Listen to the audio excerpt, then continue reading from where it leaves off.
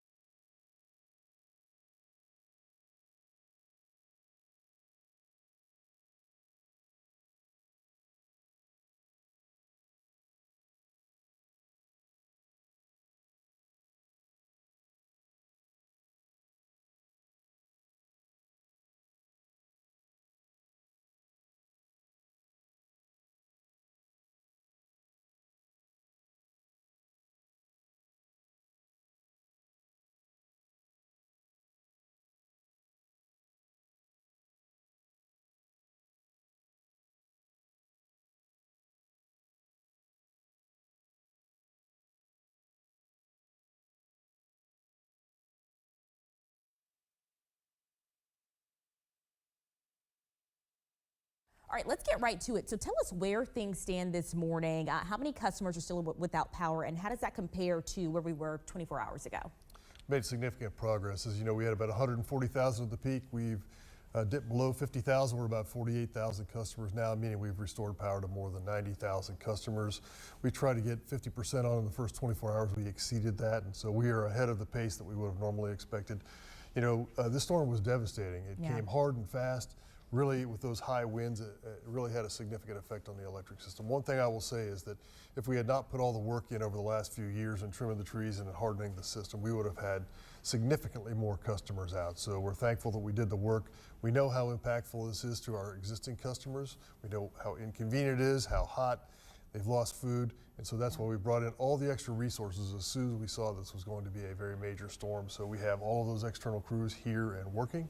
More than 400 people from outside the area who are qualified to work on our electric lines, plus our about 170 folks and all the tree trimmers, so that we can expedite that restoration. Speaking of expediting that process, I was going to ask, because yesterday you mentioned Thursday. Is it looking like that could possibly be a little sooner? As you said, you're kind of ahead of the timeline right now. So we said that for everybody, and so for those 90,000 customers, we certainly beat that. But I would be not doing my job, and I'd be doing a disservice to everybody if I did not say, based on our experience and the extent of the damage, that will take that long for some customers. You know, there's some that could even go into the overnight there for those ones and twos. But the bottom line is I want our customers to make a plan for success. And if I didn't tell them, everybody would be sitting at home just waiting to be the next one on, and they'd be getting increasingly frustrated. So that's still the guidance. We'll refine our estimates on when various neighborhoods should expect to be restored. Now that we have our hands on the system with lots of people working, we should be able to give a little better estimate. You mentioned this is the 7th most damaging storm in MLGW's history. Can you help us understand the scale of what your crews are dealing with out there? Sure. Well, this is far and wide. It's the entire part of the southern part of our service territory. There are some in the northern areas there too, but certainly we measure this by the number of circuits that were impacted. We have about 400 circuits total, the number of circuits that were impacted, and the number of customers that were out. So this is ranked right up there as within the top 10. It is about the number 7th most devastating storm, and it's largely because of the winds that knocked down lots of poles, lots of trees. We've seen lots of evidence of whole trees across streets, on houses, on power lines. The tree trimming does a good job of keeping some of the outages down, but it can't stop an entire tree or an entire pole line from coming down from those straight line winds. So pretty complex restoration. Front of yard, back of yard, on main streets. Access is difficult in some places. We are going as fast as we safely can because it is still a very hazardous situation out there. My guidance for everybody is if you see a line down, just assume that it's hot. If you see a tree leaning on a line, stay away from it. I know Shelby County Schools, Memphis Shelby County Schools is out of school today, so keep an eye on the kids and make sure that they don't go out to try to investigate. Please stay back from our crews while they're doing the work. I know you want to say hi and ask a question, but please, you know, for your safety, please don't get in the way. And yesterday you mentioned, hey, just because someone may not see a crew in their neighborhood, that doesn't mean crews aren't necessarily working on that area. Can you explain that to us? Absolutely, and we'll show some images today of where the crews are working, a little map that shows where everybody is.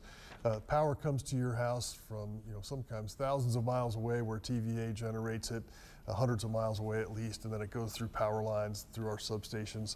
And the problem that's affecting your particular home may be miles away from your house. So it doesn't really do us any good to have a truck in front of your house when the problem is several miles away, and that's typically where we're working on it. Now, if you see a line down that's obvious in your street, we will be getting to that because we prioritize the major circuits that impact the most customers first, and then we get to those side streets where there's a smaller number of customers. That's just so we can get the most bang for our buck and get the most customers on as quickly as possible.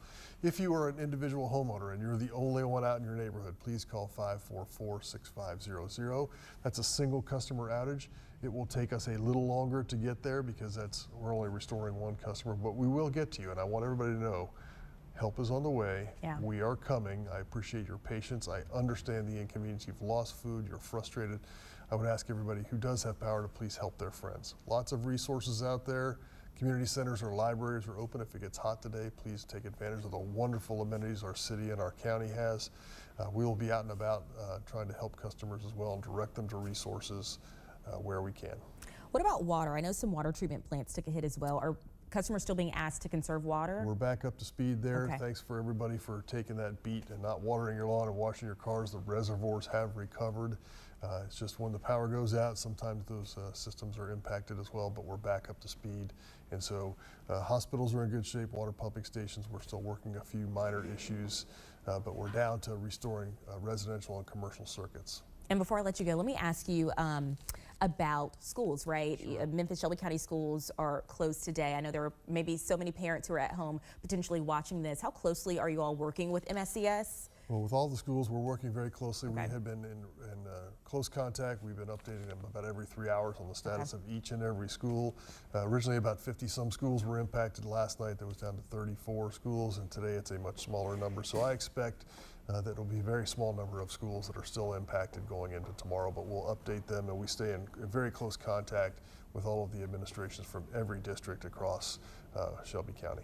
Final word to MLGW customers and residents who are impacted, and when can we look for updates from you all, and what's the best way that viewers can get those updates? Number one, help is on the way. Number two, we appreciate what you do to get the word out to everybody.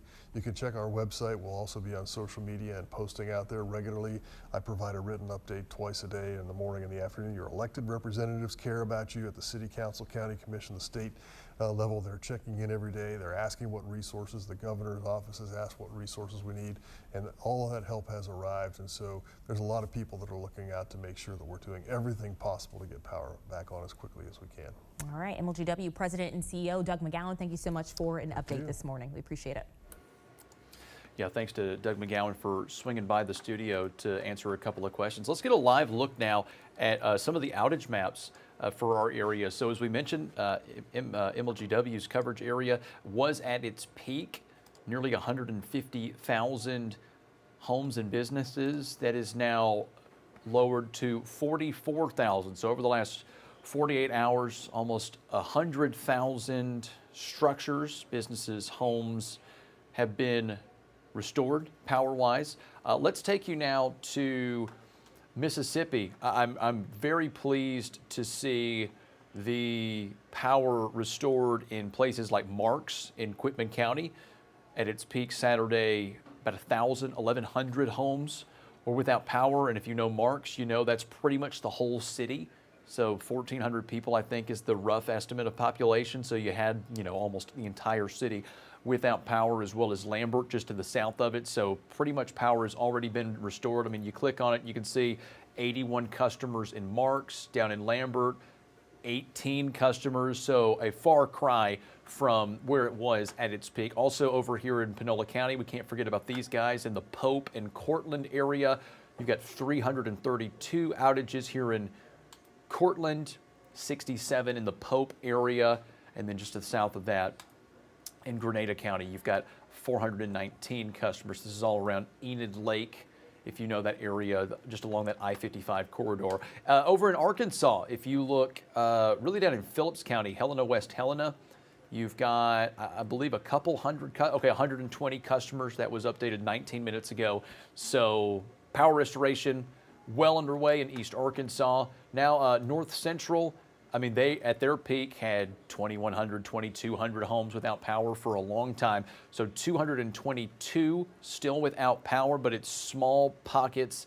It's not a huge swath of the coverage area like it was on Saturday evening. And finally, we'll go over to the Holly Springs Utility Department. This outage map is kind of a newer addition, and a welcome addition, I will add, to the utility department. They're showing 2,100 customers without power, homes and businesses throughout the area. A reminder, it's not just confined to Holly Springs. It is 5 different counties. It is Marshall County, Lafayette County, Hardeman County, Fayette County, and of course Marshall County. Did I say that? I meant Benton County. That's it. Marshall, Benton, Fayette, Hardeman, and Lafayette County, as well as the city of Holly Springs. 12,000 customers there, so 1 in 6 without power there in the Holly Springs Utility Department. So, folks, that does not mean that everything is over. I actually want to pull something up here and show you a pretty dramatic video that was shared with our newsroom. This is a home in Midtown where just this morning, 6 o'clock this morning, this tree falls on the home. This is security footage that the homeowner, who's asked to remain anonymous, as well as her address, but we can tell you this home is in Midtown. Our photographer, Sydney Merle, acquired this video. But again, 6 a.m. this morning. So this does not mean that just because the rain and the storms and the winds are over from Saturday means that now we're just working on power restoration efforts. That ground is still wet. It is still saturated. These are very old, very heavy trees where, given any kind of movement, they could topple over on a home like it just did here for this home in Midtown. Fortunately, we were listening to dispatch, we were listening to scanner traffic. No one was hurt in that situation. Obviously, the homeowner, the woman who shared the video with Sydney, was well enough to share the video. So thankful, at least looking at the glass half full, that there were no injuries in that regard. Got more headlines for you, as well as power restoration efforts, guys, as we continue our show on the Action News 5 digital desk. We'll have all of that coming up after the break.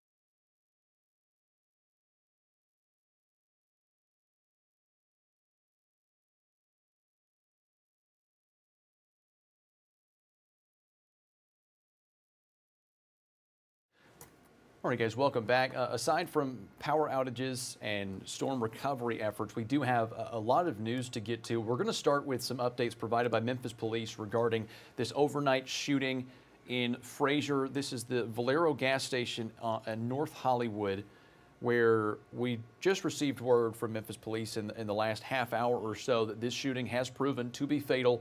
Dispatch originally confirmed to us that it was a shooting, not just a shots fired call, so we knew someone was hurt from the shooting. We just didn't know how many and what their condition was, but police tell us we have 2 victims. One of them is currently in non-critical condition at the hospital. The other, a man, it was pronounced dead at the scene. Police tell us that the suspects are described as 2 men who were wearing masks, and an ongoing investigation continues in that regard. This came in just before 2 a.m. We've been following it all throughout our morning shows, and so unfortunately we're able to report that one person, a man, is dead. Another person, a woman, in non-critical condition at the hospital. And as updates come from that investigation, we'll bring you updates to that. We also have one update provided by Memphis police, a small update, but an update nonetheless. This is a shooting that took place in Hickory Hill. This is the 3500 block of Bishopsgate Drive, just north of Winchester. We originally told you that one person was pronounced dead at the scene. That is still true, obviously. The update we have for you is Memphis police said they did have one person detained who they believed was connected to this shooting. However, they released that person, no charges, and at this point, no charges in general have been made with regard to this shooting. So they had someone in custody, they released that person, no charges, and no charges, period, with regard to this shooting. We have one more shooting, very busy 12-hour period for Memphis police, and in this case, Shelby County deputies who responded to the 9200 block of Pinkerton Lane. This is in Cordova. They found a woman shot in the leg. She fortunately was in non-critical condition when Shelby County Fire took her to Regional 1. We are told that one man is in custody. This investigation continues well into this morning, according to Shelby County Sheriff's Office. We're going to go into western Tennessee, Crockett County specifically, where we have an armed robbery that took place. New details have come out since we first reported on it. We learned that the convenience store employee has died. So this was an attempted robbery. The convenience store employee was shot. He later died from his injuries. We've also learned that deputies now have a person of interest in custody, as you can read on your screen right there. Deputies and investigators, as well as Crockett County EMS, they responded. This is the Exxon Safari Corner Market. This was 2:30 early Sunday morning. Cashier was found on the floor. Again, later died of his injuries. If you know anything else that can assist the Crockett County Sheriff's Office, I'm going to pull that back up. You've got that number. Call 731-696-2104. That is the Crockett County Sheriff's Office. Again, a person of interest is in custody.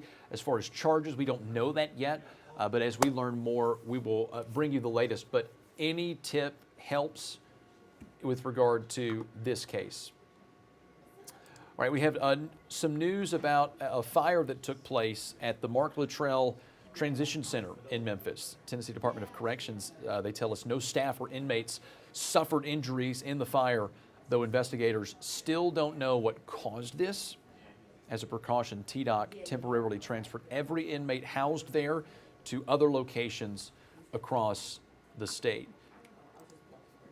We're going to go down to Fayette County, where a bizarre situation took place Sunday, where a suspected pipe bomb forced dozens of families out of their homes. Excuse me, I'm going to do a quick retraction. This was actually Saturday morning, going well into Saturday night. This started when a woman found a loved one dead inside of a home on Chestnut Ridge. This is near Highway 194. Deputies with Fayette County responded, discovered what they thought appeared to be a pipe bomb. Then they called Shelby County's bomb squad. They evacuated roughly 30 to 45 homes in that area. Oakland police then lifted the evacuation order just after 8:30 Saturday night. So again, Saturday morning, developing well into Saturday night. What we don't know is that investigators haven't said how the man died. Again, this all started with a woman finding a loved one dead inside of a home, and then when authorities responded, they found what they suspected to be a pipe bomb.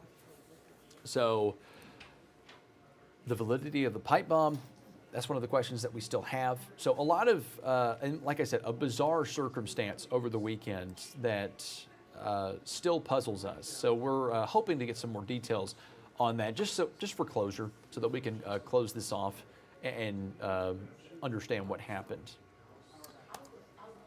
Now continuing coverage for a long overdue court appearance for Andrew Hayes. This is the man who Shelby County District Attorney Steve Mulroy says was wrongfully convicted of murder.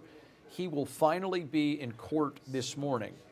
The DA verbally cleared Andrew Hayes of wrongdoing in a 2007 case. You can see file footage from us almost 20 years ago. He was supposed to be legally cleared in a hearing, but courthouse flooding, as you saw, pushed that hearing back. We will be in court later this morning. I believe Imani Williams will be in court. You can see the flooding there. That delayed a lot of court hearings, and it has to be frustrating for the family of Andrew Hayes, as well as Hayes himself. He's been in prison for 19, going on 20 years for a crime he didn't commit. He's been verbally cleared by the DA, but he can't be released until he's had his actual hearing in court. He's already been said he didn't do it by the DA, and he can't be released because 201 Poplar flooded and prevented his hearing, and so it had to be pushed back. I bet he is itching to get out.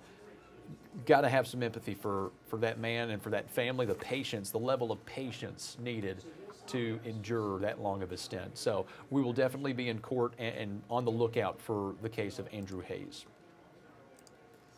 Over the weekend, a somber scene, a celebration of life, a celebration for all of the wrong reasons. This is hundreds of family members and friends coming together to remember Dr. Chandrika Hazlett. This is the St. Paul Douglas Missionary Baptist Church. For those who don't know, in early August, Hazlett was killed during a party celebrating a relative of hers being accepted into college. Hazlett had just earned her doctoral degree in May. Dr. Chandrika Hazlett. The community remembered her Saturday for her scholarship, her love, and her dedication to her family. Now, as we've reported, police have arrested 3 suspects, including a 16-year-old, in connection with her murder. If you go to our website, actionnews5.com, and you watch our coverage of this, her husband gave a very heartfelt, tear-filled speech about his wife, and what a tragic turn of events to have just received your PhD, to have been celebrating another relative being accepted into college, only to have your life cut short at a party, a celebration for a celebration. Very sad. In other news, it appears that the space XAI saga, I should say, never ends here in the Mid-South. The NAACP goes to court in Greenville, Mississippi today over Space XAI. The association sued them back in April. The NAACP argues Space XAI violated the Clean Air Act by operating gas turbines in South Haven before an air permit was granted. If the court rules in favor of the NAACP, Space XAI could be asked to stop operating their turbines in South Haven and pay fines for every day they violated federal law. Wow. The DOJ has asked to have the suit dismissed, saying it uses Grok for national security operations. So we'll be on the lookout for that. Again, Space XAI continues to generate headlines here in the Mid-South. We've got some more headlines for you, good headlines. We'd like to get some good news in here, but we're going to go to break first, and then when we come back, more headlines for you that puts the Mid-South in a good light. We'll be right back.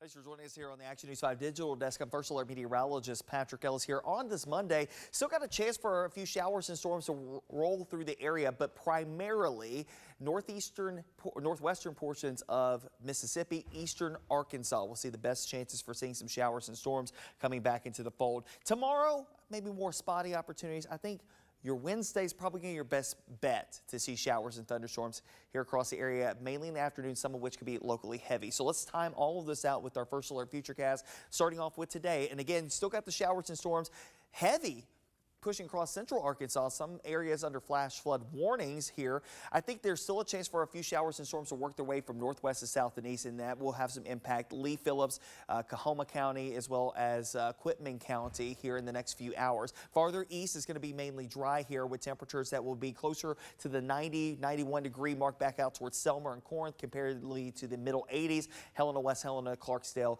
over to Mariana. We should be mostly clear tonight. Maybe watch out for a patch or two of fog after midnight tonight, but also a chance for a few showers that will take us into the morning hours of your Tuesday. Let's time it out now with our First Alert Futurecast. There you go. Again, mostly clear. Then get the clouds building in here. Here we go with the shower chances. That could have some implications for that morning commute for tomorrow. Maybe not as prolific as what we're seeing right now across central Arkansas and eastern Arkansas, but still a chance nonetheless that you might have to break out the umbrellas to get from point A to point B. Same thing in West Tennessee, a couple more showers working their way across the area. We'll have some sunshine coming back, and then there you go with some spotty downpours redeveloping as we head towards the afternoon and early evening hours. Then we head into your Wednesday. I think that's the day to watch for not just rain and storms, but maybe a couple of stronger storms mixing in. A few showers and thunderstorms begin to bubble up, maybe some impact during mid-morning, a lull in the activity through lunchtime, and then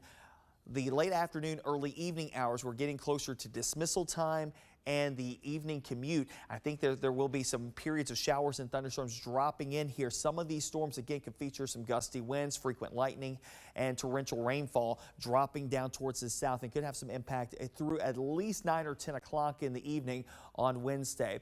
By Thursday, we will still have some muggy air in place, but it will start to drop off. Much more comfortable air will return to the region as we head towards the upcoming weekend. But that will allow for temperatures to start stair-stepping upward. We'll get back closer to the low 90s going into your Friday. Saturday will likely be mid-90s, and then Sunday, the middle 90s and some upper 90s will be possible. Moderate risk of high heat and excessive heat likely taking us into the end of the month of August and the beginning of September. So go ahead and be prepared for it. Nonetheless, there you go with the extended 10-day forecast. Still got that chance for a shower or thunderstorm, mainly south and west of Memphis here today. Tomorrow, a few spotty opportunities. Scattered downpours likely expected on Wednesday with highs in the low 90s. A few more lingering storms, mainly eastern areas of the coverage area on Thursday. Friday will be a stray shower or thunderstorm, lows in that, highs in the low 90s. Overnights will be actually in the 60s and low 70s through the weekend. That's not half bad. That will at least take the edge off of the humidity levels. Mid-90s, though, for actual air temperatures, and we'll keep that going into the early portions of next week. Stay weatherware anytime and everywhere on the Action News 5 First Alert Weather app. You can download it in the Google Play Store and the Apple App Store.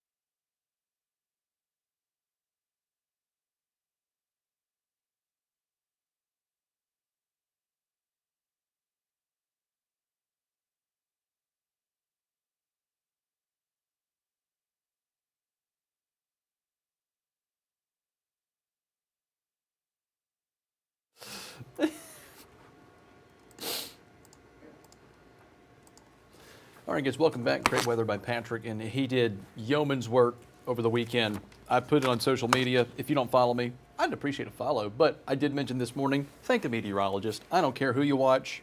I really don't. Actually, I do a little bit. I prefer that you watch us. We've got the best meteorologists in the market, but if you watch someone else, it is okay.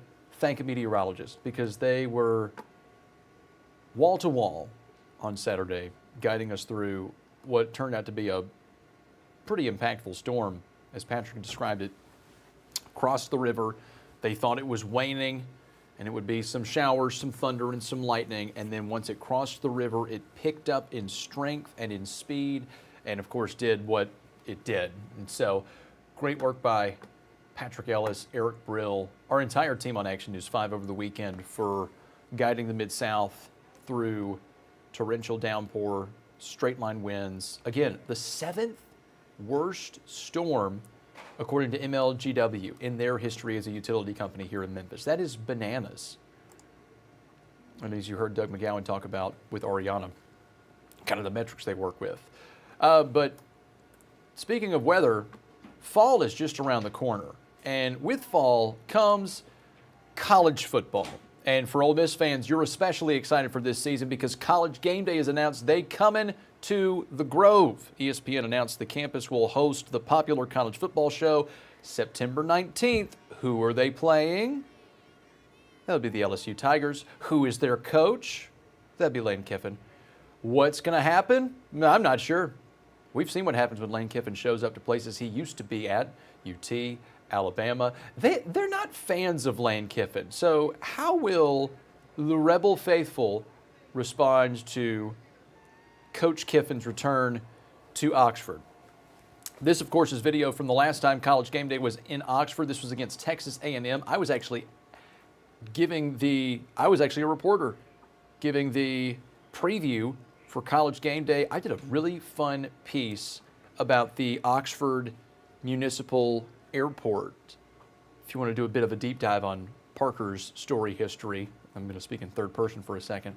That was a very fun story. One of my favorite stories I've ever done because it is such a small little airstrip, but air traffic becomes so congested there during football season that people who live there, alums, they call it the Oxford International Airport. They built an air traffic control tower just for football season. They will bring in retired air traffic control officers to orchestrate that traffic, and they'll park planes in the grass lot next to the airstrip.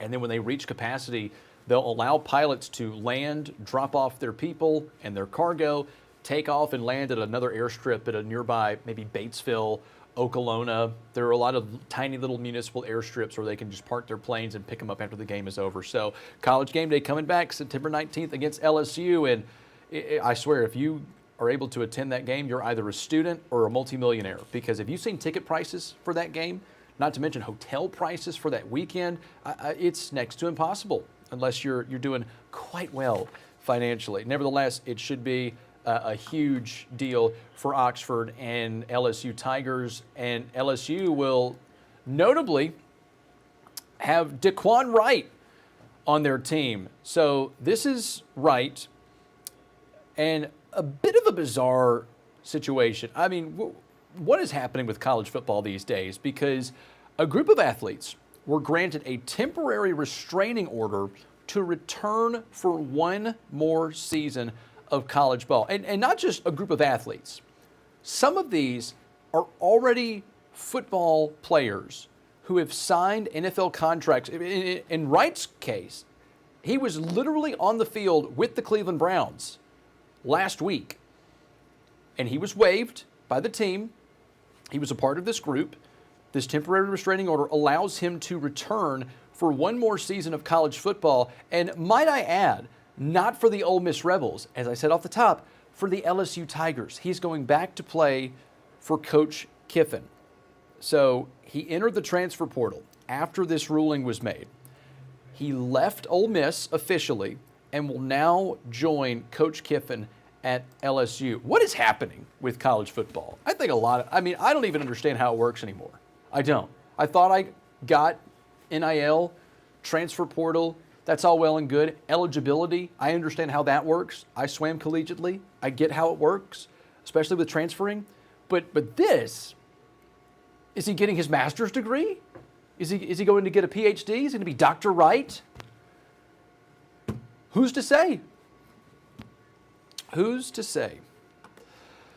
Well, that'll be interesting. And of course, up here we got the Memphis Tigers. They're going to be kicking off against UNLV in Las Vegas this weekend. That's going to be a lot of fun. They're a 5.5-point underdog, and there's currently a battle going on for quarterback. Oh yeah, we got U of M. Live look there at Alumni Mall. So that'll be college football's back. In what form? That's to be determined. My goodness. We've got some other good news. We're going to leave sports and we're going to get to some good news with the city. This is news coming from Mayor Paul Young's office as Memphis is climbing in the national ranks for all the right reasons, according to Mayor Young. He says that the Bluff City is now 5th in the nation for violence prevention readiness, according to newly released data from the Community Justice Index. So if you follow that, you might remember Memphis did not do great going back to the last time these rankings came out in 2023, where the city scored only a 20 out of 100. And now we're 5th in the country? Incredible.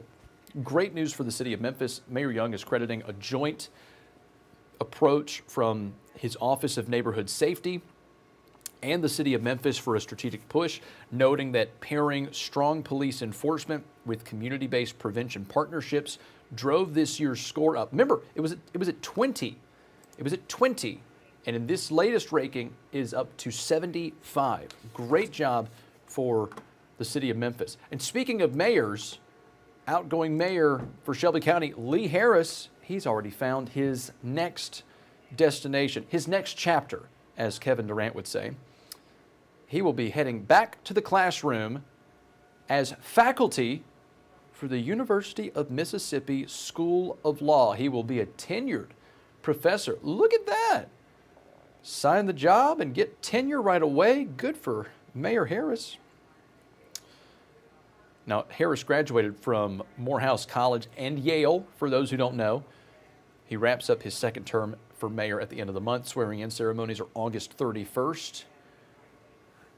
For those who don't know, he recently spent 13 years teaching law at the University of Memphis, now going to the University of Mississippi. Both great law schools for our area, so we wish him well in his academic endeavors as he leaves the Shelby County Mayor's office. Well, this could be good news or bad news, however you want to swing it, but there's going to be no Bonnaroo over in the Nashville area in Middle Tennessee. This is because of back-to-back years of storm damage. The folks who put on the festival say they won't host the music festival, calling it a much-needed year off, quote unquote, to let the festival grounds recover, they say. They had invested in improved drainage, new roadways, new grass, but heavy rains on the final days of both the last 2 years left the grounds muddy and destroying the area. They need some time to recover. You might remember, like with the whole Tom Lee Park situation,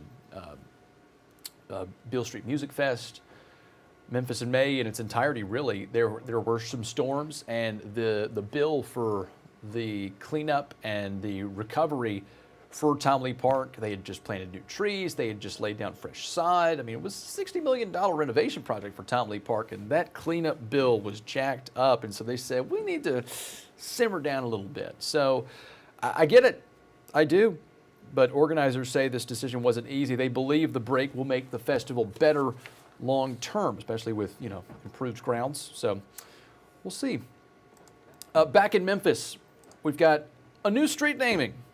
More than 5 decades of service just earned Carolyn Goodwin Willett a street named after her in Memphis. Now, for those who don't know who she is, she was among 109 students that were arrested during the 1969 sit-in at Memphis State University. It was an act of courage, her supporters say, helped move the city forward. She later built a lifetime of service around children, families, and neighborhoods. She founded Kitty College Child Care Center in '94, leading the Magnolia Castalia Community Association for years. This was on Saturday, the unveiling of her street. This is at the corner of Castalia Street and Lamar. The ceremony was followed by a community block party in her honor. You need to look into the history of the Memphis State 8. That is a great story for the city. And so those are your headlines, folks. Again, we got 15 minutes left in this portion. We're getting ready for our interview with University of Memphis Assistant Professor of Computer Science to talk about, again, a cognition video game that he has developed in part with faculty from Virginia Tech. So a collaboration between the University of Memphis and Virginia Tech to create a cognitive video game for the Marine Corps. So very interested to learn about the development, the rationale, the progress behind it, what the Marine Corps hopes to gain from it. All of that coming up in the 10 o'clock portion of this Action News 5 Digital Desk on this Monday morning right here at Action News 5.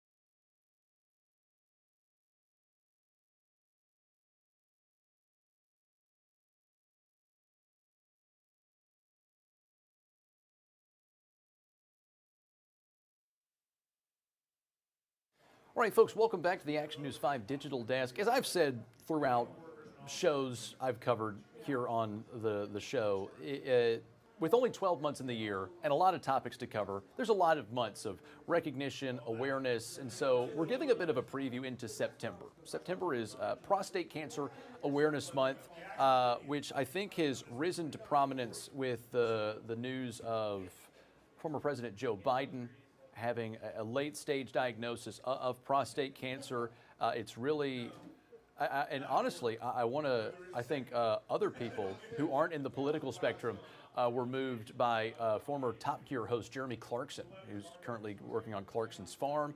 And so I'll get out of the celebrity and get into the medicinal, because we've got our friends from Regional One. We are welcomed by Dr. Billy Ahmed, who is an oncologist at Regional One Health, who joins us today to talk a little bit about prostate cancer, some of the telltale signs, the basic 411 to sort of raise awareness, at least for our viewing public. So, Dr. Ahmed, good morning. Let's first start with, I guess, getting checked out, because we had your colleague, Anna Yang, a couple of weeks ago, specifically talking about how men just traditionally do not go to the doctor. But when you get into those ages, the late 30s, the 40s, there begin to be discussions with primary care physicians about checking for prostate cancer, colonoscopy, the early cancer diagnosis and prevention. And so in your medical opinion, when is that age, what is that age that men should first start considering getting those prostate exam checks and, you know, being on the lookout for something that, if left unaddressed, can be fatal potentially? Good morning. Hey, good morning. Thank you for having me. I think, as you mentioned, like President Biden's diagnosis has actually put a spotlight on some things I wish more men knew. So let's use this as a teaching moment.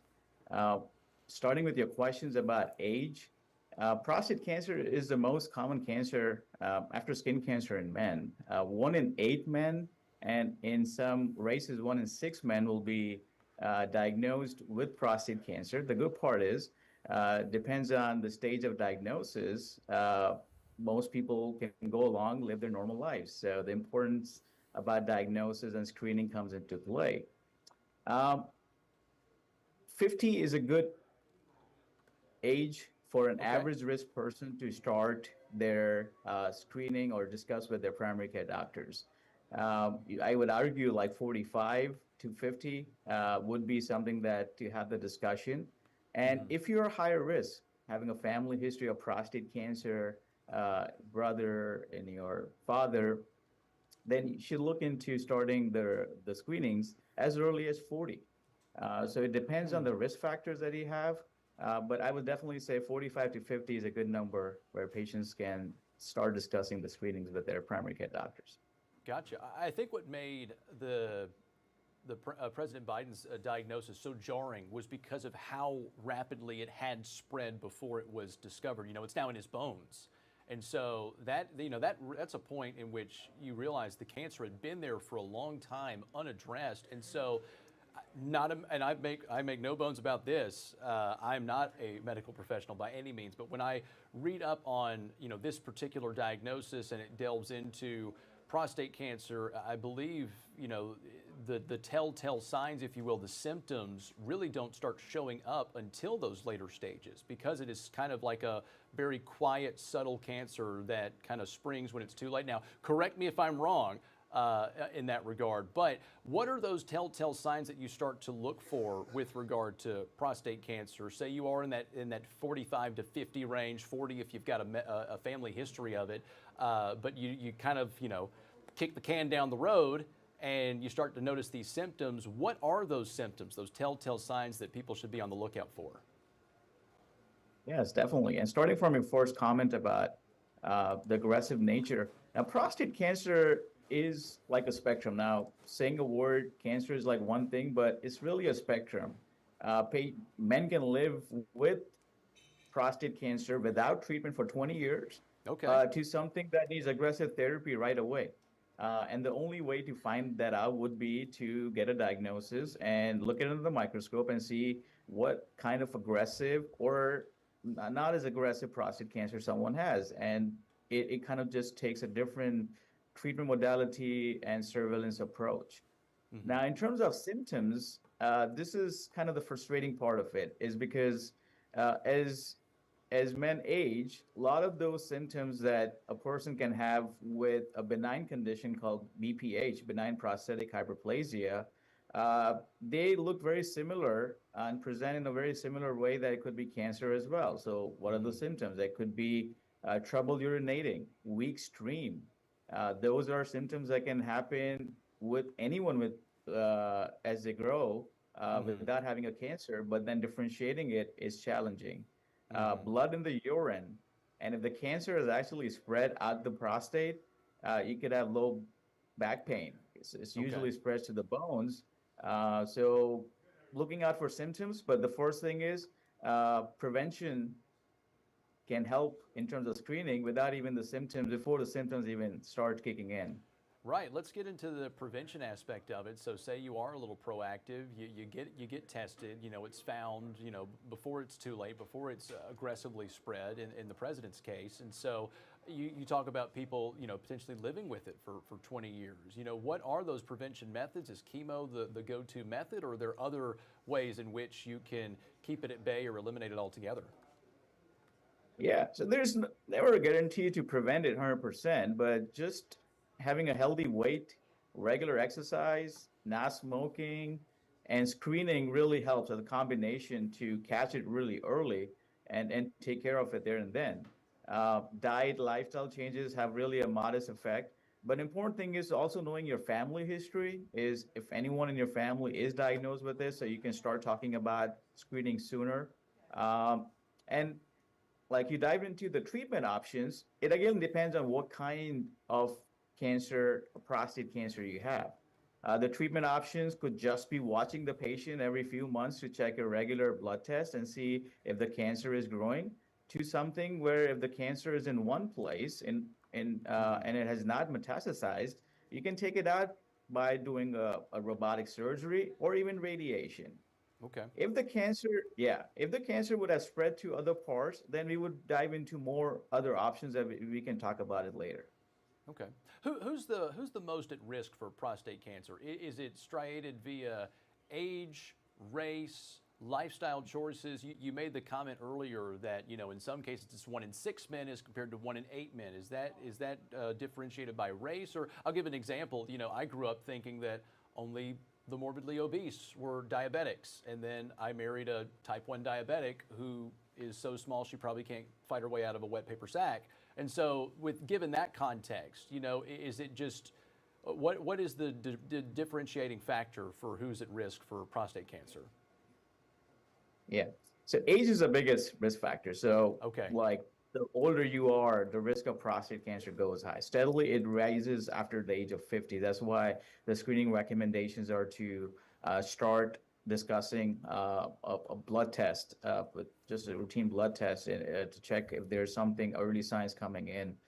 And then family history. And then, as you said, the race. Yeah, Black men are higher risk to get diagnosed at a younger age, and even more of an aggressive kind of a cancer they have. So they are the 1 in 6 that we discussed are more common in Black men and communities. And awareness in that community is so important to make sure that they are seeing a doctor and discussing those risk factors with their primary care doctors.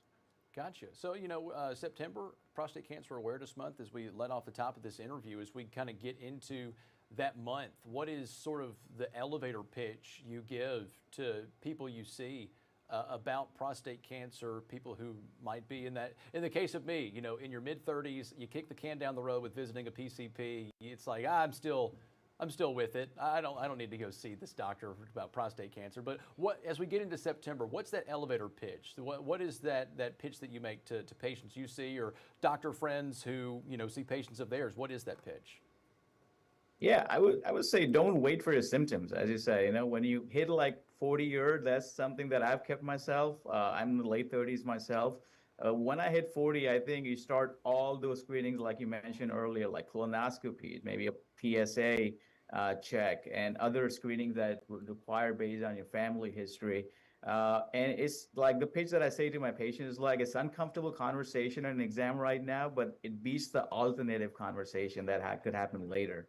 And we have more drugs, more therapies to take care of these things now, and patients, if diagnosed at a right stage, can just go about living their normal lives. So we can avoid a lot of hassle later on. All right. Well, great advice there from Dr. Billy Ahmed with Regional One Health, oncologist there at the hospital. Thank you so much for coming on. Really appreciate the advice, and advice that I probably will benefit from in the coming years. I'll look back and say, remember what Dr. Ahmed said? Go get checked out. Thank you again for coming on. We really appreciate your time.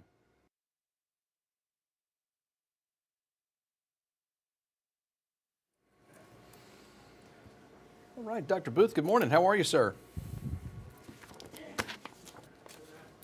Hi, good morning. All right. We are in break right now, but Jessica provided some great video, and I'm fascinated by this topic. And so, as I pitched to her, this will be 5 to 15 minutes, however in depth we want to go. So I'll leave it up to you. But would you do me? Are you able to tilt your camera down a little bit? Yeah, of course. Perfect. Yeah, framing's Yeah, good. Let me move a few things here. We got to get that lapel pin in there. That leaping tiger looks good. Yeah, this'll do. Perfect. Yeah. Let's see about where did that? Oh, nice to meet you. Nice to be here. Thank you. Yes, sir. No, delighted to have you. Let's see. Let me find this video she sent me of the video game. Perfect. All right, we are in. Love it. All right, we are about 10 seconds out. I'll introduce you, and then we'll take it away. All right, here we go.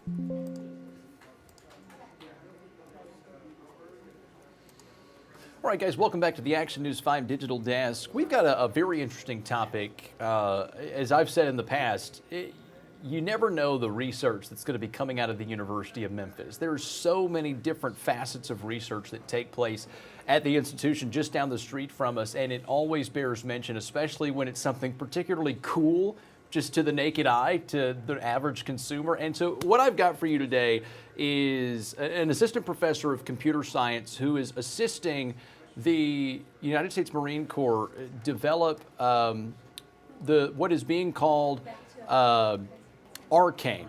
It's described as the, let's see if I can find the acronym. And actually, I might just save myself from botching it. I'm going to welcome on our guest already to the show. I'm welcoming to the show Dr. Booth here from the Department of Computer Science at the University of Memphis, who, as I understand it, you're developing a cognition-style first-person shooter video game for the Marine Corps. And if I've completely jumbled that interpretation, please correct me. I'm not the academic here. I only ask the questions that I'm genuinely curious about. But I want to get to know this program, this study and this research that you've been doing in partnership with Virginia Tech and the United States Marine Corps, and what you hope to accomplish about it. Give us that 30,000-foot view. Good morning.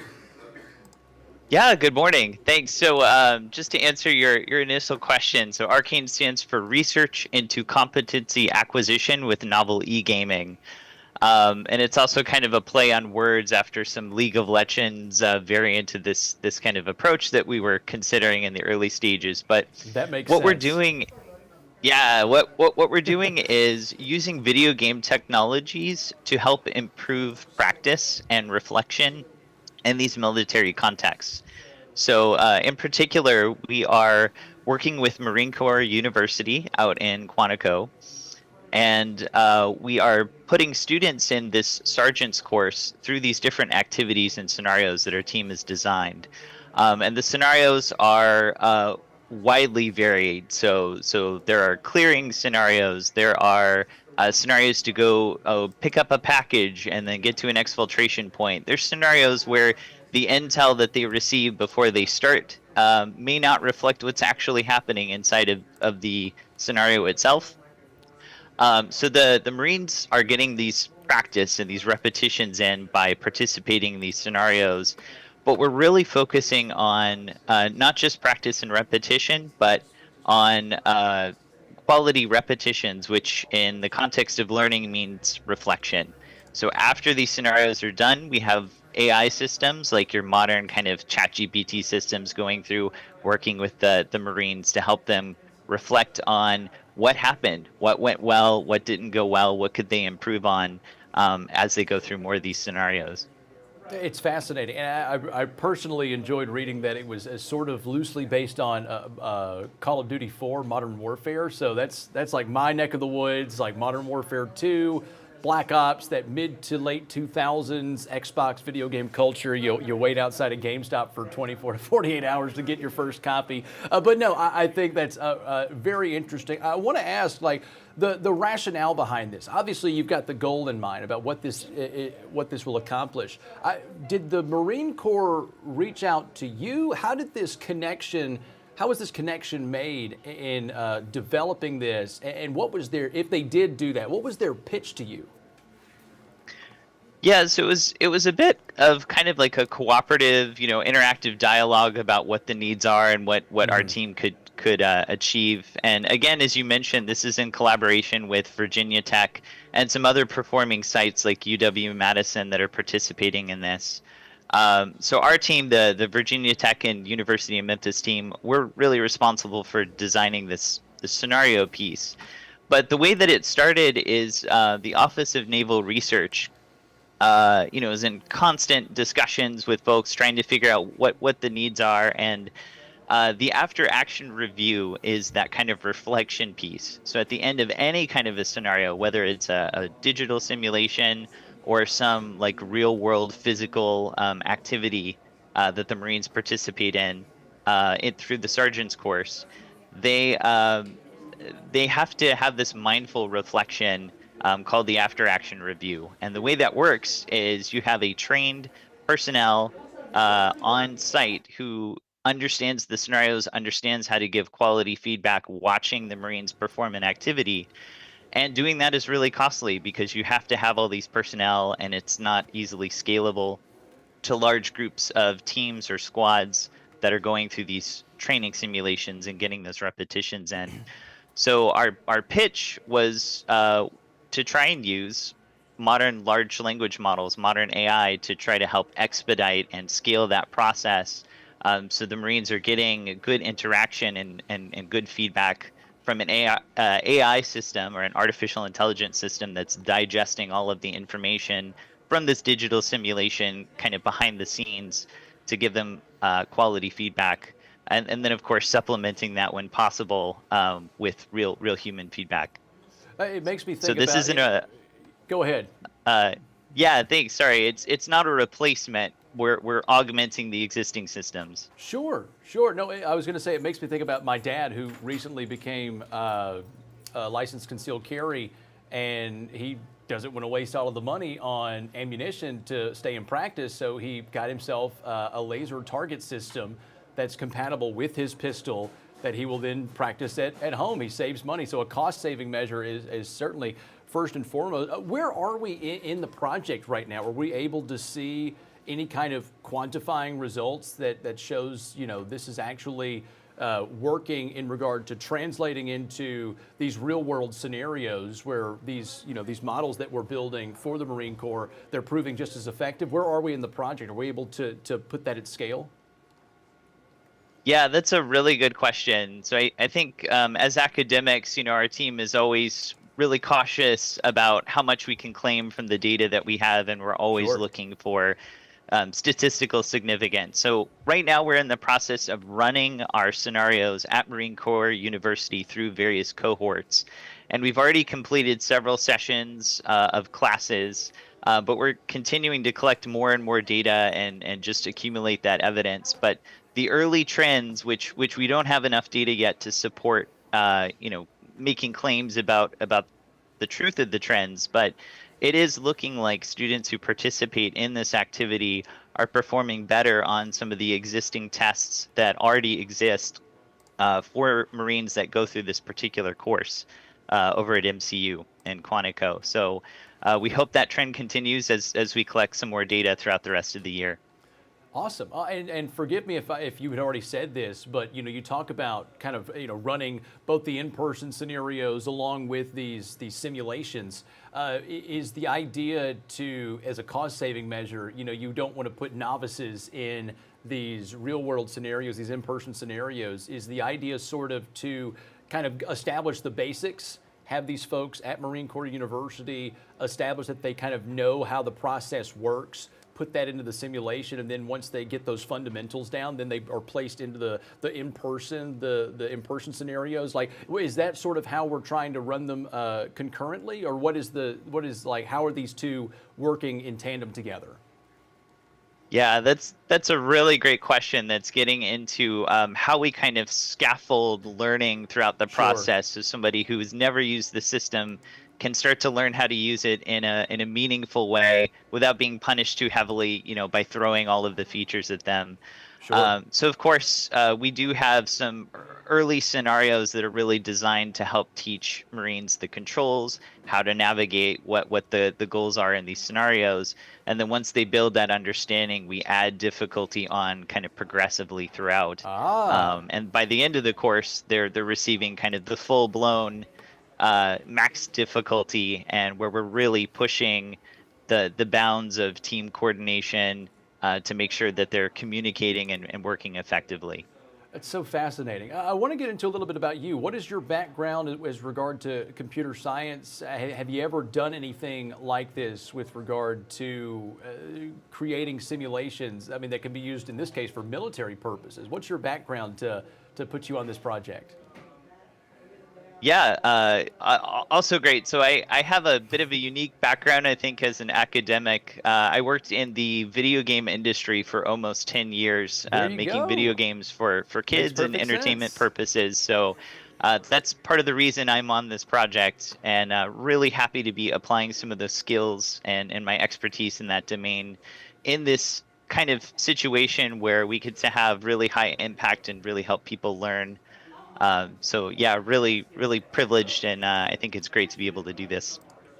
Oh, agreed. And just being in the media, you see a lot of the bad press that these first-person shooter games get, and so to now be able to use a first-person shooter game developed to the betterment of our U.S. military, at least in this case, the Marine Corps, I think is something worth noting. Like we said, we're still gathering data. You want to be very careful before you start touting the successes of a project like this. But what do we think about the near future? Has there already been interest from other branches of the military? I imagine if there's success with the Marine Corps, there would logically be some kind of a copy-paste format for the other branches of the armed service. Any conversations yet with the other branches?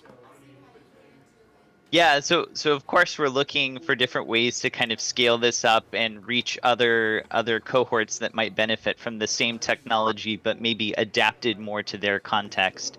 So we have been in those discussions. We're hoping to share this more broadly, but I think the question that we're waiting to answer right now is it actually working with the Marines? And once we can demonstrate that, it'll be easier to start translating to other situations for other kinds of military simulations. Sure. And so what does that timeline look like? Is there a goal or a benchmark for that data? Any mile marker that can tell us, when we've reached that point where we can accurately gauge our success and then try and replicate it? Yeah, so the initial response from the sergeants going through sergeant's course at Marine Corps University, these are the students that participate in our scenarios, has been great. So they're enjoying it. The teachers there are enjoying it. We're trying to expand this project to other sites, not just in Quantico, and to try to run it with multiple cohorts. If that is successful, again, we're looking for new applications, and we're starting to consider adding things. From the video here, you can see this is largely kind of an on-foot training exercise where you have small teams of about 5 Marines moving around in buildings and outdoor environments. But we're starting to think about adding vehicles and drones and some other relevant kind of military scenarios as we expand. Fantastic. And so, final question, I guess in your, more of a personal question, I guess, but it's just to have the experience that you have, the background in the video game industry, to come over to the academic side in a computer science field, to be a part of this that kind of marries the two, the academics with the video game development. It's got to be like a perfect scenario for you and a dream scenario to be able to do something like this. Yeah, again, I feel very privileged to be able to leverage some of the skills that I had developed and put them to use here. So this is something I feel like I've been working towards, and I'm really glad to have found the right kind of project that needs that skill set. So yeah, it's definitely a dream. All right. All right. So we're going to have this on our website, actionnews5.com. Arcane, research into competency acquisition with novel e-gaming. Dr. Brandon Booth from the University of Memphis Department of Computer Science. Of all days, the first day of classes, we thank you for taking the time here on the Action News 5 Digital Desk to give us a bit of a deep dive into this project and what we hope will come out of it. Thank you so much for coming on the show. We really appreciate it. Yeah, my pleasure. I mean, my gosh, we've talked about research in bears. We've talked about research in cognitive video games that help the Marine Corps. I mean, truly amazing stuff happening at the University of Memphis, and we're delighted to have such a great partnership with them to be able to highlight this research. Thanks again to Brandon Booth coming onto the show. We'll be right back, guys, with more headlines for you on the Action News 5 Digital Desk.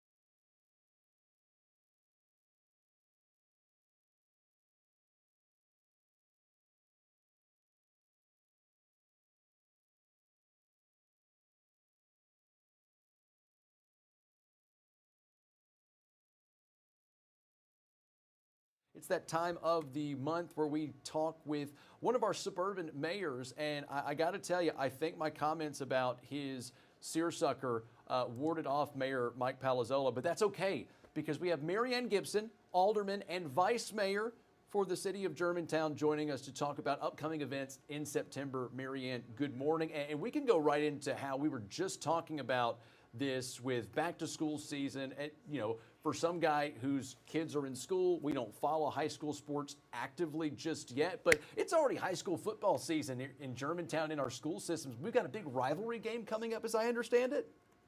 We do. Friday night football, it's happening.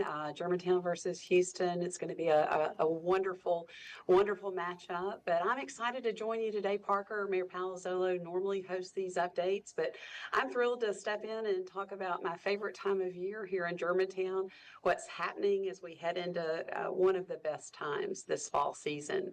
I serve as the board liaison to the Parks and Recreation Commission, and this season is near and dear to my heart. Between all of the major fall events that we have here, we've got some incredible park improvements that I'm going to be sharing with you. We've just completed those, and there's just lots of positive momentum right now. This is definitely the run-of-the-mill phrase. If you love what you do, you'll never work a day in your life. And so I think No kidding. You're saying that with regard to fall, and I personally, it's my favorite season. I can't wait for the leaves to start changing colors, for football season on all levels, high school, college, professional, to get underway. But in Germantown, we've got a big festival coming up. I'd love to get the layout for those who are in Germantown, but also outside of Germantown. They might be looking for something to do in the first couple of weekends of September. Let's talk about the festival in Germantown. Parker, you're exactly right. The fall in Germantown always really officially begins with the Germantown Festival. It will be Saturday, September 12th. It's at C.O. Franklin Park. It's one of the longest running festivals in the region. And while it's completely run and produced by a dedicated group of volunteers, it takes an army of not only city staff from public works, public safety, working behind the scenes right now to prep those grounds to make sure that everything runs safely, seamlessly. It's typically still warm, so we want to make certain that that's well thought out of how we care for our residents as well as our guests that are coming to our city for this wonderful event.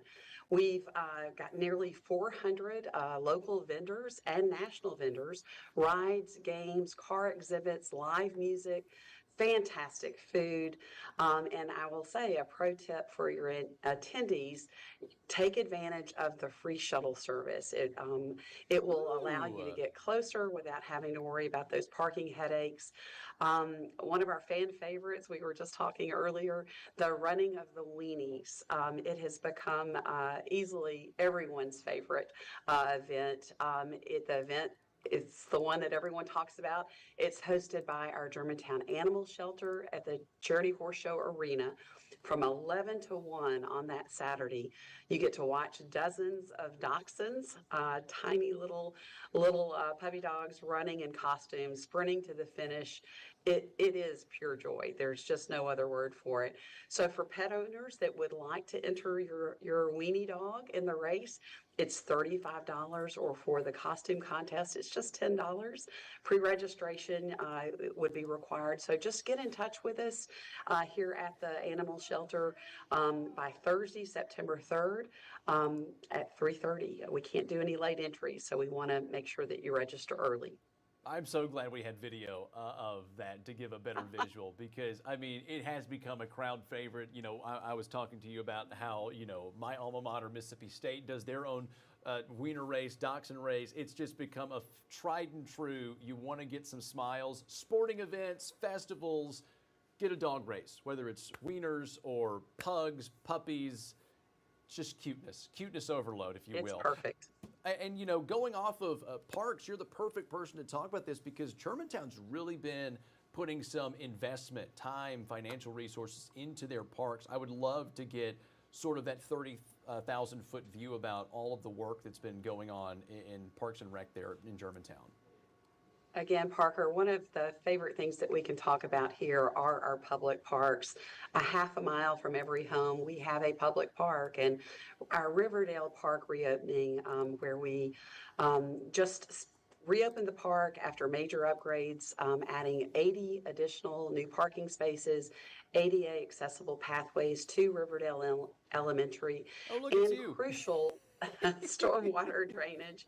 Yeah, that was a day. I think it was about 120 degrees. But we did add those really important stormwater drainage elements, as well as other safety improvements. Most importantly, we were there to officially dedicate the athletic field as Will Drennan Field.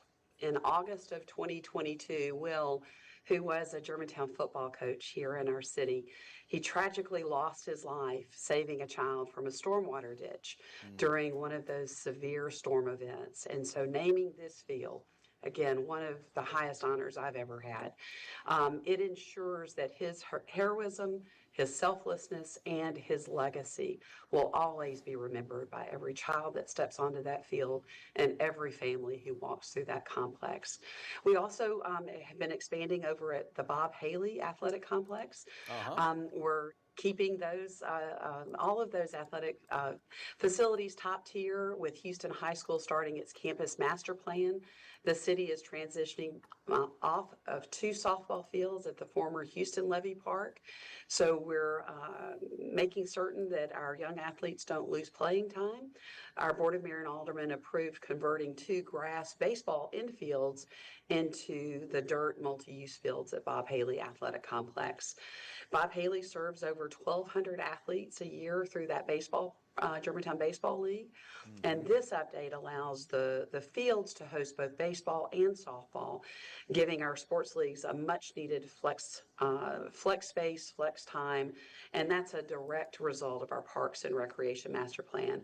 I live close to that park. We literally have spent almost every day of our lives over the last 40 years in some park within our city, and so love seeing that those upgrades are happening. Fantastic. I want to talk, kind of in that same vein. We talked with Mayor Maureen Fraser in Collierville. They're doing kind of the same thing you're doing with regarding e-bikes, e-scooters. We're seeing a lot more of them on our public green spaces. A lot of places that are normally for joggers, dog walkers, bikers. We've got a lot more something, an e-scooter, I see those e-skateboards. This is, me dating myself. My wife says I'm at heart an 80-year-old man. I don't know what this stuff is. But we see a lot more of that, and it's warranted a public discussion to get that community engagement. So we talked with Collierville about it a couple of weeks ago. I'd love to get Germantown's take on how we're trying to address that and make sure everyone can share these green spaces in these parks appropriately and efficiently. No question. That is the challenge is as our parks and greenways get busier, we're also looking at how our residents travel. We've seen a significant surge in the e-bike traffic across town because Germantown has that unique network of parks and those neighborhood trails. Yep. We're not going to rush to a one-size-fits-all rule. So we're working collaboratively with our Transportation Commission and the Parks and Recreation Commission. They're going hand in hand to evaluate the safety and accessibility. So right now staff is designing a community engagement plan so we can hear directly from our residents, our cyclist community, and pedestrians before making any policy decisions. We want to make certain that solution keeps everyone safe and at the same time preserving the unique character of our trails. Agreed. And some folks know that I lived in D.C. for a few years during the introduction of these e-scooters. And so there was so much discussion with regard to the National Mall, how to properly facilitate these e-scooters and these e-bikes, because it would, if people are just leaving them out and about, when they're done with them, it really put a damper on the grandeur of something like DC, the National Mall, a lot of public spaces in Washington, and it's copy and paste for anywhere else. When we've got green spaces and parks that we've been investing in, we don't want people to take advantage of that with regard to e-bikes and e-scooters. So I love this public discussion and this engagement that you're wanting to have with residents there to try to make sure we take care of what we got, because you've got such great assets that you've put time and energy and money into out there in Germantown. I cannot believe we've already taken 10, 12 minutes. I always have a blast getting these mayoral check-ins from our suburbs. For those that just want to access some resources, looking for more information about what's going on for the city of Germantown, we'll obviously have this on our website and they can watch the full interview. But for those who are seeing this, want to know more, what's some places that they can visit on the city's website? I would say, especially right now, from festival preparations to bark dedications and those athletic upgrades, there's so much to be proud of here in Germantown. You can visit germantownfest.com for festival information and keep an eye out for upcoming announcements on our e-bike input opportunities. We're going to get that right. We're going to take our time and make certain that we listen to our community on what fits for our residents here in Germantown. We look forward to seeing you at the festival on the 12th, and I can't wait to see what fall looks like here for Germantown and for our region. Thanks, Parker. I love it. Oh, of course. I had to apologize to Bartlett Mayor David Parsons. He invited me out for something in September, and I've actually got baby number 3 on the way. The due date, I believe, let's see, we've got, yeah, the due date for this baby is September 14th. So I am probably going to Oh, be I like that. out of commission, but hey, a fall baby coming in, but I'm like, I'm not bailing on you, Mayor Parsons. I have a legitimate excuse as to why I can't come, but know. there's my reason on the forefront. But Vice Mayor Marianne Gibson, City of Germantown, thank you for coming on. It's a nice little substitute from Mike Palazzola. We love having him on, but it's so great to have you talk more about the parks, because you're boots on the ground. You're so involved in it, to give us a more in-depth look at the festival and the parks and everything going on with regard to e-bike discussions, e-scooter discussions. Thank you again for coming on, and hopefully we'll see you again soon. Look forward.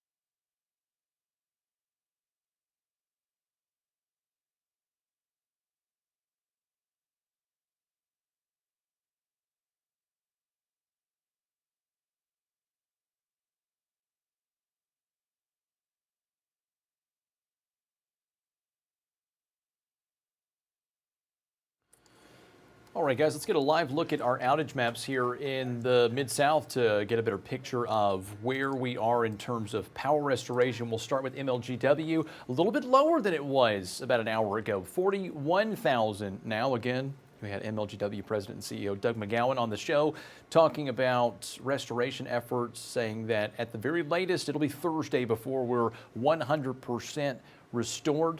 But for the several thousand who've been brought back onto the grid, welcome back.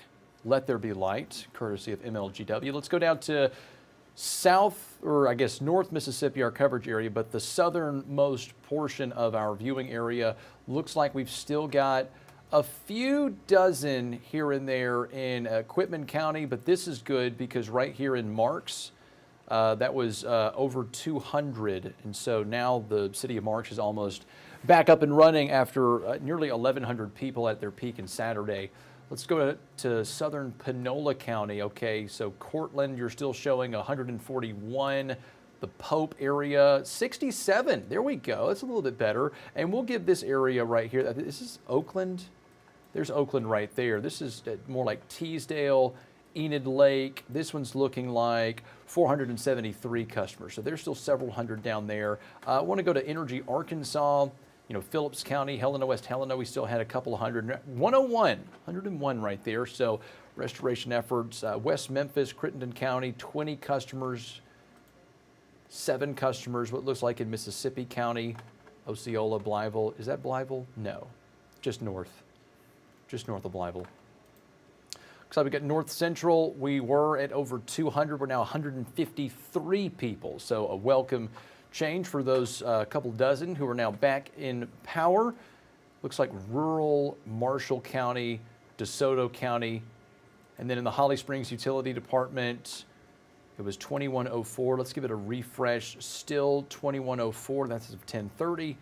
And so power restoration efforts working in that regard. And so we'll leave it at that. Obviously, we have crews. I want to see what our reporter assignments are for the day from our morning meeting.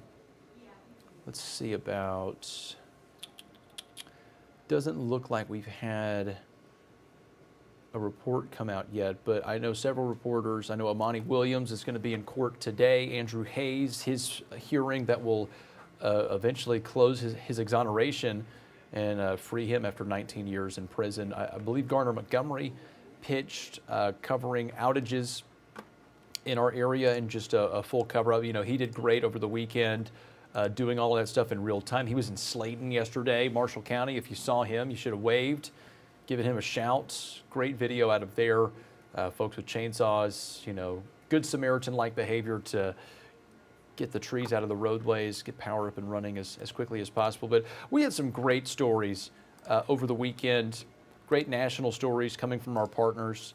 We're going to take you now to Lafayette, Indiana, where police officers, firefighters, they held a friendly competition to raise money for a good cause. I think this is a tale as old as time, a rivalry between the local police department, the local fire department. And so putting differences aside, having a friendly competition to raise money for a good cause.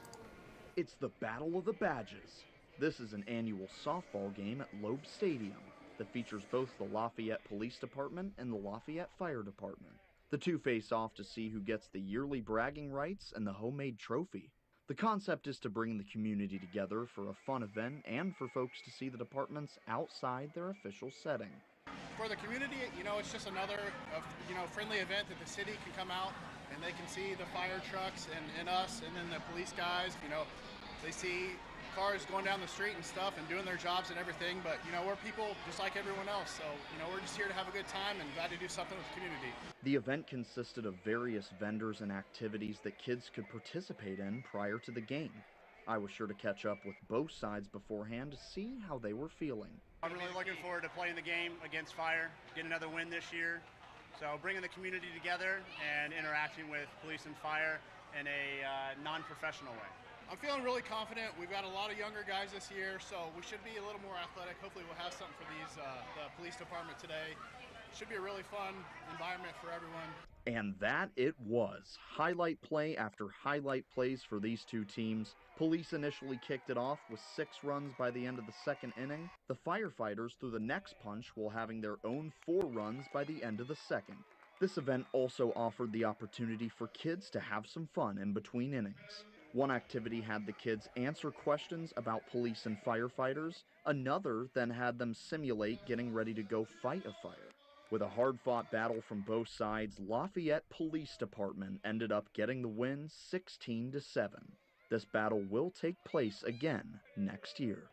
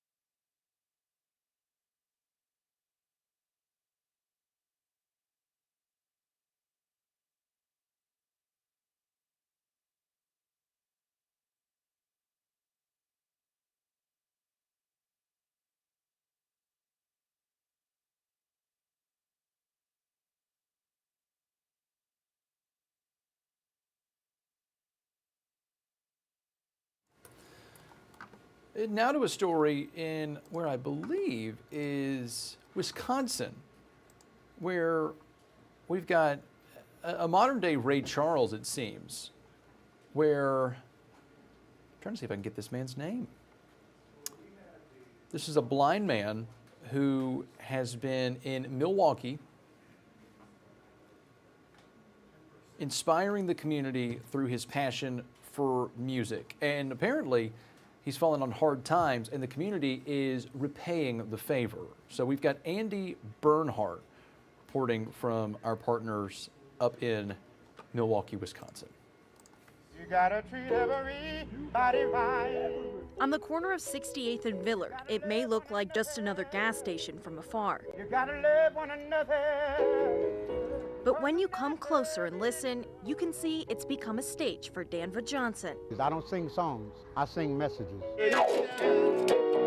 This gas station has become his favorite spot to share messages of positivity through gospel music, a melody that changed Kiera Amani's life. Because it's just like a crazy feeling when someone can actually talk to you through music, and that's exactly what he does. Kiera says she was having a rough day, and as she heard his tune outside last week, she felt compelled to join in and sing. Every woman. He started off with saying like, God put it in you for a reason. And then we just went from there. And he was like basically talking to me, empowering me, and telling me I could do it. Gonna be no more tears. It's a moment that changed her perspective. You know, people go through things, and every time I hear him, it's like I said, when I need to hear it. After she shared a clip of him singing, it gained millions of views. That was a moment for me that I didn't even plan on sharing, and then when I did, it blew up. Kiera says people kept reaching out asking to help him, so she started a GoFundMe, raising more than $8,000 to help him with living expenses and get new equipment. He sings so amazing. He touches so many people in our community, and now it's across the world. That's my life. Her kindness and hundreds of others fueling Johnson's passion. All of these people, effortlessly, thoughtlessly, came to me, and they embraced me and what I'm doing. That means something to me. Johnson says music is in his blood. His mom was a gospel singer and his dad a blues singer. What I am doing is giving away that which God so freely gave to me.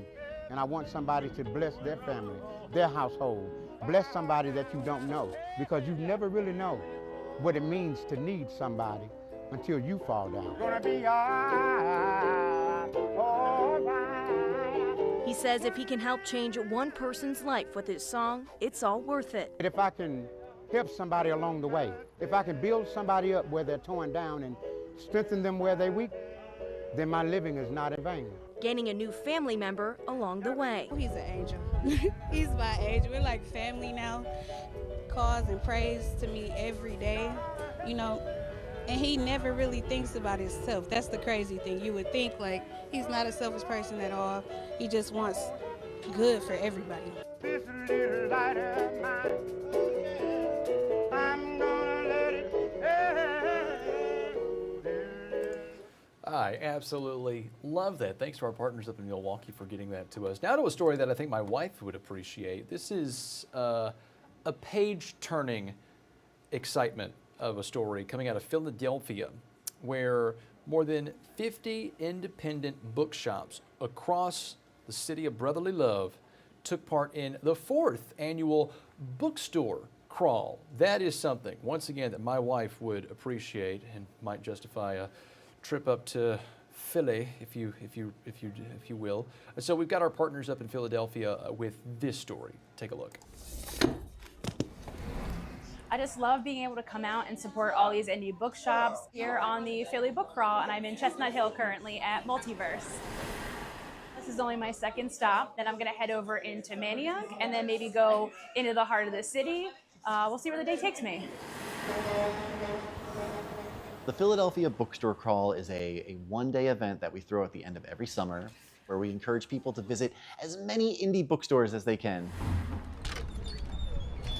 Some are having sales, some are having author signings, some are doing big giveaways. Everyone does something special. The discounted is $17.28. Enjoy your crawl. All right, thank you. We have these mystery giveaways for free. We have horror, fantasy, and sci-fi. This is a great way to find out that there are so many amazing writers in this town, and you can find out all about them here. We are the Head in the Hand Books. You're in the heart of Fishtown. I feel like the Philly Bookstore Crawl is our way of coming together and saying independent bookstores and independent thought really matters here in Philadelphia. I'm a big book nerd, so just the idea that like a city is celebrating books and bookstores just delights me so much. I'm the owner of Midsummer Books, one of the stores here in our mutual friend in Fishtown. Our mutual friends, so we're a collective actually of 3 stores. It's myself, and I do like the youth books. Then we have Gus and Ruby Resale, kids resell clothes and gifts, and then we have Fingerprint Books. Mad Mabel is our book club pick for October. I feel like the Odyssey with the movie coming out Definitely has been huge. I was selling books out front of my house just for fun, and Lindsay sort of was doing the same thing, and she invited me to be a part of this collaborative. A lot of kids have been into the mythology as well. Yeah, the book culture in Philadelphia is awesome. People are really interested in like the new hot book, the used book, and the backlist, and finding a great find. So it's sort of like a treasure hunt here that I think people really enjoy. This is year 4. My wife and I lived in Richmond, Virginia and Ann Arbor, Michigan. They had book crawls and they were amazing. And I said to myself, if I ever come home, we're going to do it here to remind people that we have these amazing spaces all around the city. And if we want to keep them, we got to go to them.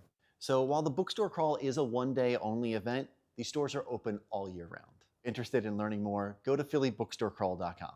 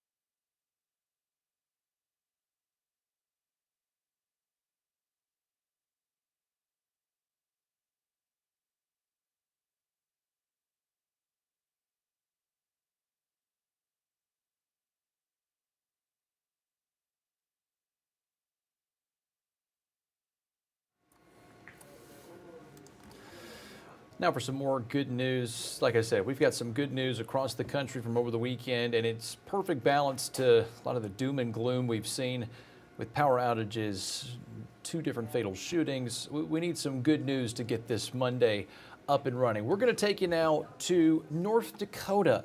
We have a lovely woman in the Bismarck area, I believe. Yes, I believe. A seamstress sewing custom Barbie outfits. And if my daughters see this, they're going to shoot me a text and say, I want one. Here we go. If you're ever looking for Corrine Fisher, there's a pretty good chance you'll find her here. That's how I pass my time. On the machine she bought when she was just a young bride. Corrine taught herself how to sew. This is my thing. Her thing is Barbie clothes. Shorts, tops, oh, hundreds. And I've enjoyed making every one of them. Each Barbie outfit comes with a matching purse. And then I wrote down who I gave it to. Corrine's late husband, through the years, documented it all in this scrapbook. They live in Virginia. Those photos are reminders of all the children she's given her work to. Yeah. Corrine's Barbie clothes are not for sale. She gives them away for free. The Lord just tells me, give this person some or that person some. So I've given clothes to a lot of different people. Her Barbie clothes have found their way around the country and the world, as far away as Haiti. And there's a lot of fabric there. Corrine's got a big stash of fabric. These are my prints in here. Lace and ribbon have taken over a hallway closet. And then I've got all my trims sorted. Turning that fabric into these little outfits is a gift, one that Corrine doesn't take for granted. Whatever your gift is, you know, use it for God's glory. Corrine knows her time sharing this gift is limited. I have macular degeneration. That is slowly stealing her eyesight. It doesn't bother me to sew. And so until it does, we're just going to put a little trim on this. Corrine will keep stitching up joy. We got to have a purse to go with that outfit now.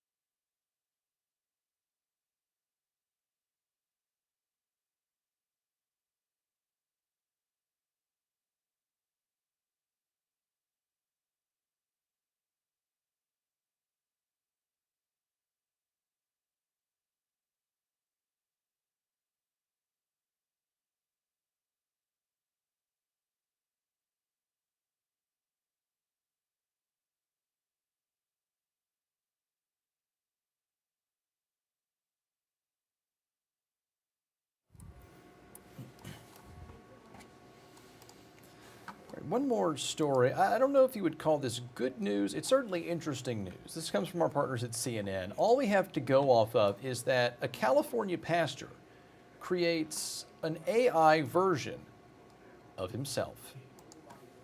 You forgot who you talking to. You forgot who my daddy was. You forgot where I came from. You forgot my last name. I have got special possession. Passion, emotion, love. Black Americans are world leaders at making worship very, very human. My church, when I was a kid, was like this. I might still be religious. Now, Pastor Justin Lester is pioneering the inhuman. He's cloned his mind, birthed an AI digital doppelganger, which ministers to his flock when the real man cannot. I can make an appointment with the pastor, but I can ask this question right now. It's amazing. You have to try it sometime. I will. I will. I did. I'm feeling a little lonely today. It's not good for man to be alone. That's scripture, that's truth, and it applies to you right now. Loneliness isn't weakness. It's a signal that you were made for connection. So here's what I want you to do today. Reach out to one person. I like to use it when, one, he's away, or two, there's a question I'm too embarrassed to ask him because I feel like I should know the answer to it. Some things you may be hesitant to say out loud. Yeah. You know what I mean? So, how does it work? I connected on YouTube, my TikTok, my Instagram, and everything I've ever written. So all the way back to every sermon I've ever preached. Books, all of that are in there. You obviously evolve as a human and as a preacher and a pastor. Does it evolve with you? Every single day it updates. You said in your sermon Sunday to give other people credit. What did you mean? Nick, I appreciate you pressing me on that. Let me be real with you. I was talking about giving credit to the people around you. It creeps me out because like somebody's literally talked to it before and was like, I literally thought you had a conversation with me. So I don't have the video part on. Okay. Because that was weird. But so if the tech there catches up, will you do so I can look at you? Absolutely. Yeah, I'll do it. Because I'm curious about it. I'm an innovator. I'm not gonna lie, I would live for that. I live for that. He's already launched Pastor GPT, which helps other pastors write sermons, and his little church offers coding classes and uses AI to handle the earthly and mundane. Like I went to school to preach the gospel, to teach the gospel, care for God's people. I did not go to school to email. So AI is giving you more time to be human. Absolutely. AI, man, gives me more time to be a better father, be a better husband, to be a better pastor. Hospital visits don't have to be 5 minutes, they can be 20. But can AI do this?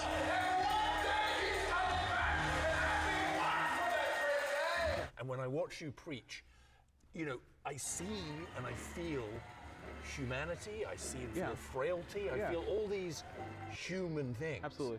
Can you really bottle that into an algorithm? Oh, no. So AI cannot feel. You're also not like creating something that's going to replace you. No. I think I'm pretty cool, and so no. We're not going to be replacing the pastor. No. We're not going to be having weird virtual churches with no not humans. At all. No, I think what we see is an expansion of the church happening. Okay. An expansion of love, an expansion of humanity.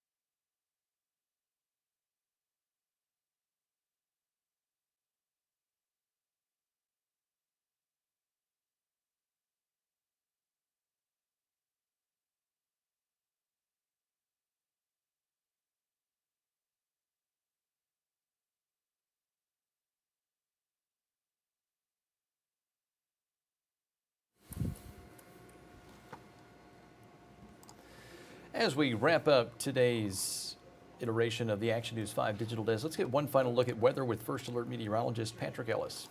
Thanks for joining us here on the Action News 5 Digital Desk. I'm First Alert Meteorologist Patrick Ellis here on this Monday. Still got a chance for a few showers and storms to roll through the area, but primarily northwestern portions of Mississippi, eastern Arkansas. We'll see the best chances for seeing some showers and storms coming back into the fold. Tomorrow, maybe more spotty opportunities. I think Your Wednesday is probably going to be your best bet to see showers and thunderstorms here across the area, mainly in the afternoon, some of which could be locally heavy. So let's time all of this out with our first alert futurecast, starting off with today. And again, still got the showers and storms heavy pushing across central Arkansas, some areas under flash flood warnings here.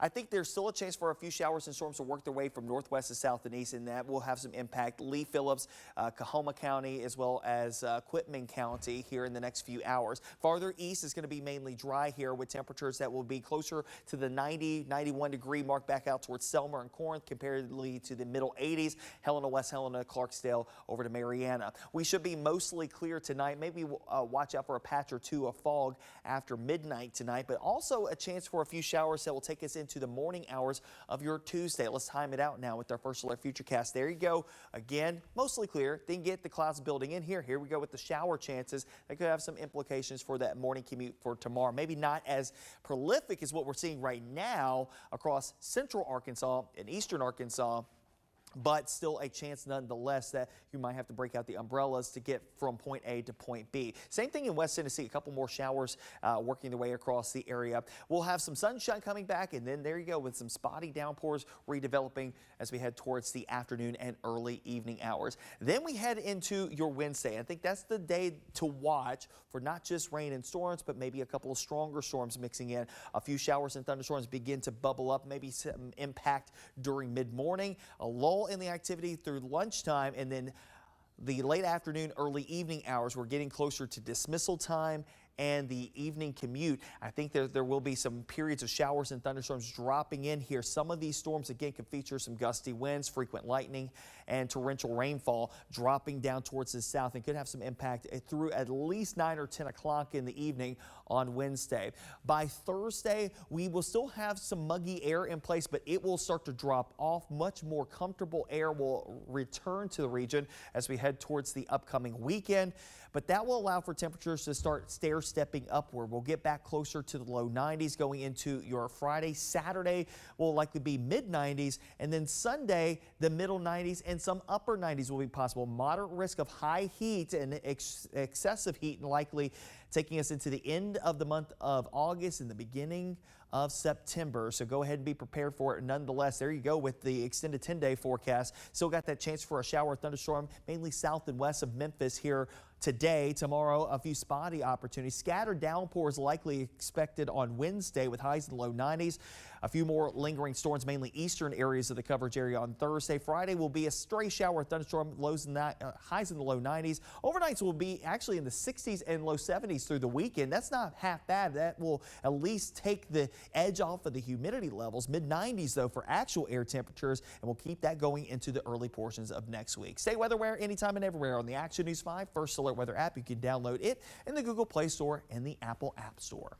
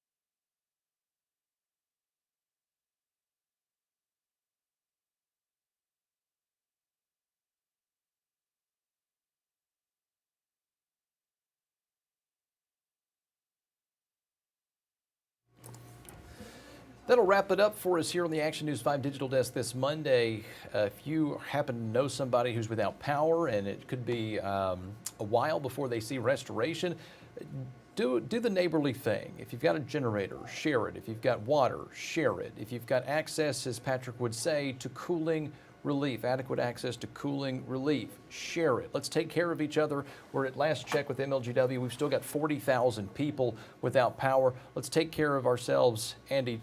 What does Lester Holt always say? Take care of yourself and each other, as the great NBC News anchor would say. We'll get through this together. Hopefully it's sooner than Thursday, but we'll get you going with the rest of your Monday. Action News 5 Midday is coming up next.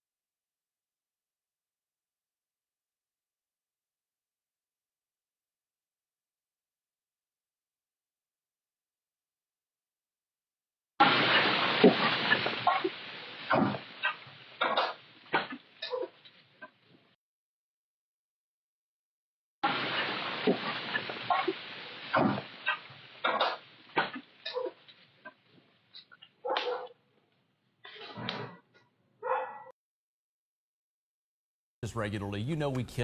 And folks, for those who watch us regularly, you know we kid a lot, but I want to give this man some flowers.